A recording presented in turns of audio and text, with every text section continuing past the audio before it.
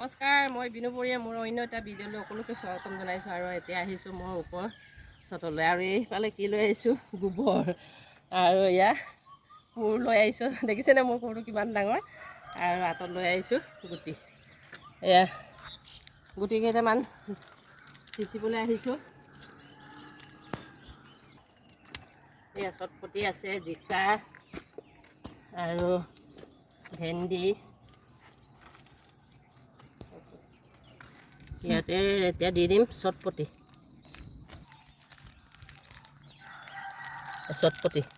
Room দেই। এতিয়া ইয়াত 3টা গুটি দি দিছোঁ। 3টা কাৰ্টুনত চটপটি ৰুলোঁ আৰু এতিয়া ৰুম মই জিকা 10 টকাত 4টা গুটি পাইছোঁ।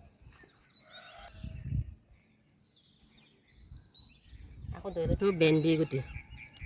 আজি আৰু ৰাতিপুৱা মৰ্ণিং ৱাক কৰি আহিয়ে এয়া বাৰী কামত ধৰিলোঁ দেই আৰু ভিডিঅ'টো আপোনালোকৰ মাজত শ্বেয়াৰ কৰি দিছোঁ আৰু গুটি লাগিলে দেখুৱাম। ইয়াত তিয়হ ৰুম কেইটামান খালোঁৱেই আৰু গছবোৰ বেয়া হৈ গৈছে নহয়, সেইকাৰণে ইয়াতে আকৌ তিয়হ ৰুই দিছোঁ এই কাৰ্টুন দুটা।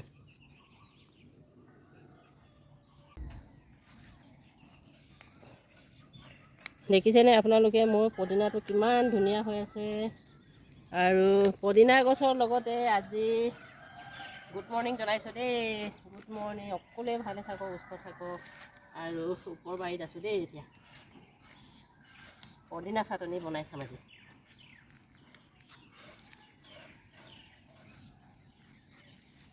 Good morning.